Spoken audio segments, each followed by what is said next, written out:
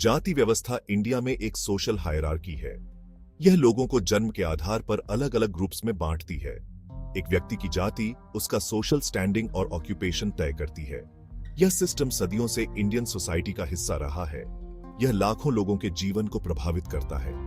Cast जन्म से तय होती है और हेरेडिटरी होती है।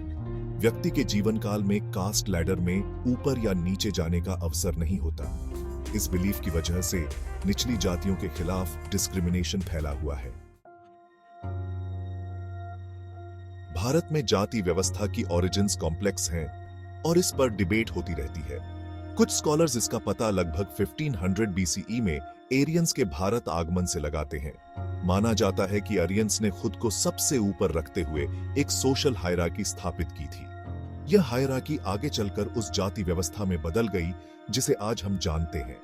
जाति व्यवस्था को मनुस्मृति जैसे एंशिएंट हिंदू स्क्रिप्चर्स में और मजबूत किया गया। यह टेक्स्ट प्रत्येक जाति के कर्तव्यों और प्रतिबंधों को रेखांकित करता है। यह डिवाइनली ऑर्डेन्ड सोशल ऑर्डर के विचार को रीइंफोर्सेस करता है। सदियों से जाति व्यवस्था भारतीय समाज में गहराई से समाहित हो गई। इसे रिलीजियस बिलीफ्स, सोशल नॉर्म्स और इकोनॉमिक स्ट्रक्चर्स द्वारा कायम रखा गया। भारत में कॉलोनियल रूल ने जाति व्यवस्था को और मजबूत किया। अंग्रेजों ने आबादी को बांटने और राज करने के लिए जाति का इस्तेमाल किया।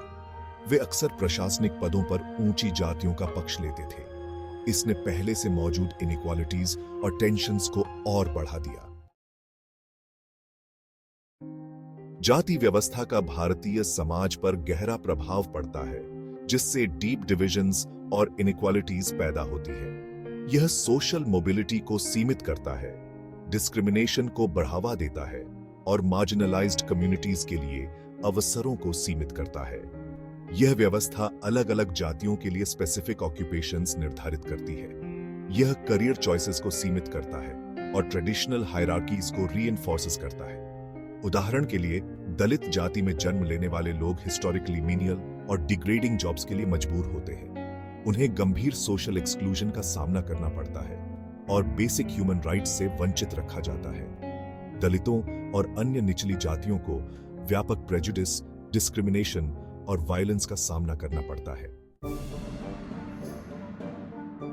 Section 4, persistence of caste in modern India.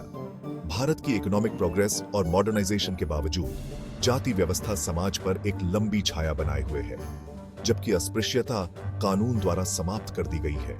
निचली जातियों के खिलाफ डिस्क्रिमिनेशन और वायलेंस बनी हुई है। जातिगत प्रेजुडिस विभिन्न रूपों में प्रकट होती है, सूक्ष्म बायसेस से लेकर हिंसा के खुले कृत्यों तक। जाति की स्थायी विरासत भारत के एक न्यायपूर्ण और न्यायसंगत समाज बनाने के लक्ष्य के लिए एक महत्वपूर्ण चुनौती है।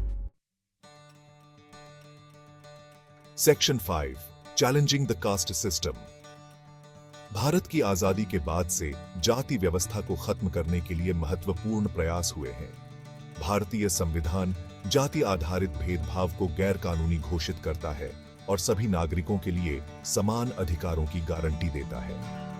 हिस्टोरिकली मार्जिनलाइज्ड कम्युनिटीज को अवसर प्रदान करने के लिए रिजर्वेशंस के रूप में जाने वाले अफर्मेटिव एक्शन पॉलिसीज लागू किए गए हैं। सामाजिक आंदोलनों और दलित एक्टिविज्म ने जातिगत पदानुक्रमों को चुनौती देने और न्याय की मांग करने में महत्वपूर्ण भूमिका निभाई है। 1970 के दशक में दलित पैंथर्स जैसे संगठन उभरे, जो दलितों और अन्य उत्पीड़ित समूहों के अधिकारों की वकालत करते थे। जातिगत प्रेजुडिस को खत्म करने और समानता को बढ़ावा देने में शिक्षा और जागरूकता अभियान महत्वपूर्ण है। कई एनजीओज और कार्यकर्ता लोगों को जाति व्यवस्था के हानिकारक प्रभावों के बारे में शिक्षित करने के लिए अथक प्रयास करते हैं। वे मार्जिनलाइज्ड कम्युनिटीज को सशक्त बनाते हैं और सामाजिक परिवर्तन की वकालत करते हैं। Section 6, towards an egalitarian future. Bharat में जातिगत समानता के लिए संघर्ष जारी है और इसके लिए बहुआयामी दृष्टिकोण की आवश्यकता है। इसके लिए कानूनी सुधारों, सामाजिक न्याय आंदोलनों और दृष्टिकोण और विश्वासों में मूलभूत बदलाव की आवश्यकता है। जातिगत बाधाओं को तोड़ने और अधिक समावेशी समाज को बढ़ावा देने में शिक्षा सर्वोपरि है। युवा लोगों को समानता, सम्मान और विविधता के महत्व के बारे में सिखाना महत्वपूर्ण है। मार्जिनलाइज्ड कम्युनिटीज के उत्थान और जाति आधारित व्यवसायों को चुनौती देने में आर्थिक सशक्तिकरण भी आवश्यक है। जाति की बेड़ियों से मुक्त एक समतावादी भारत की यात्रा लंबी और कठिन है। इसके लिए व्यक्तियों, समुदायों और सरकार के सामूहिक प्रयास की आवश्यकता है। निरंतर प्रतिबद्धता और कार्रवाई से ही भारत सभी के लिए समानता और न्याय के अपने संवैधानिक वादे को साकार कर सकता है।